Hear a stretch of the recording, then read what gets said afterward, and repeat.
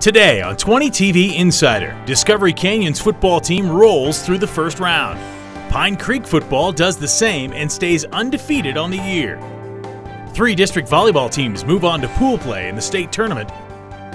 But first, it's a soccer championship game for the ages.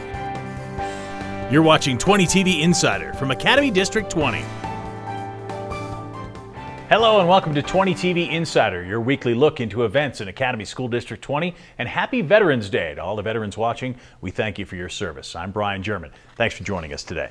The District 20 has its first athletic state champion of the school year, and that would have been the case regardless of who won the championship game. In one of the most anticipated soccer games in the state this year, the Air Academy Cadettes and the Classical Academy Titans met for the 4A title. Both teams were undefeated heading into Saturday's game, sitting at 19-0. Air Academy's Matt Pippin was busy early in the first half. Here's 2 nice saves that he makes for the Cadettes of Air Academy, but TCA's Micah Messward also busy. He makes a save here.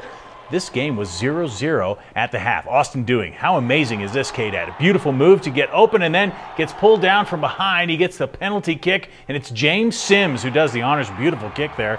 1-0 Cadettes in the second half. Jeremy Bald sets up Titus Grant, but Pippin again with a beautiful save there, and Air Academy clears it out. Dewing again is fouled here. That sets up another penalty kick, and the Cadettes would put it away. David Louthan doing the honors. 2-0. Cadettes win. Air Academy gets the perfect season and the state title. This is the second year in a row 2 Colorado Springs teams have faced off in the 4A state championship. Last year, Cheyenne Mountain beat Air Academy for the title. As 20 TV Insider's Kara Hammer shows us, the level of soccer being played in this city is at a record high. Under a clear sky at Dick's Sporting Goods Park, 2 undefeated District 20 teams kicked off to declare a state champion. I think it's special, to have not just 1 but 2 teams from District 20. During the 80 minutes of regulation, Air Academy's 2 penalty kicks sealed their perfect record. But the win on Saturday wasn't just about the Cadettes. Both teams are improving soccer in Colorado Springs. I think it really demonstrates that soccer in Colorado Springs is good, high-quality soccer, and we've got some great coaches down here and some fantastic players. And so I think it really says something for the city and for where we've come.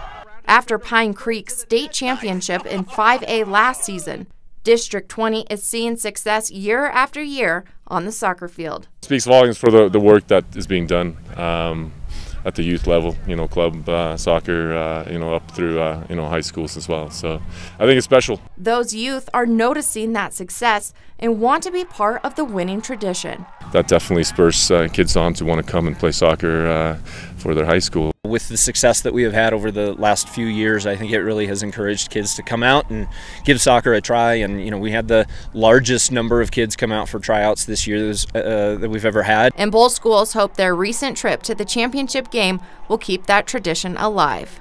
For 20 TV Insider, I'm Kara Hammer.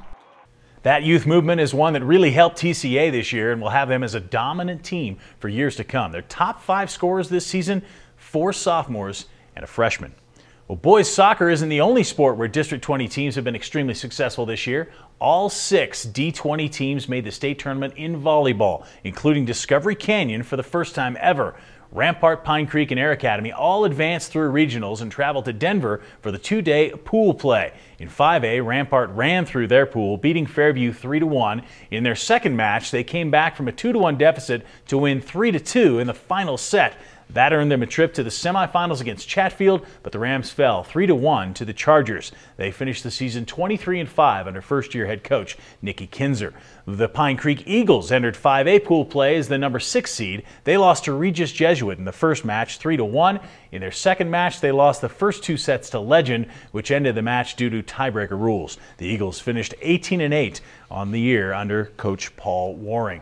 In 4A, the Air Academy Cadettes were looking to return to the state championship game after taking second place last year. They went up against eventual state champion Lewis Palmer in the first match, losing 3-0. And however, they did take the second match 2-1 over Berthoud. The Cadettes and coach Shelley Small finished 16-11 on the year.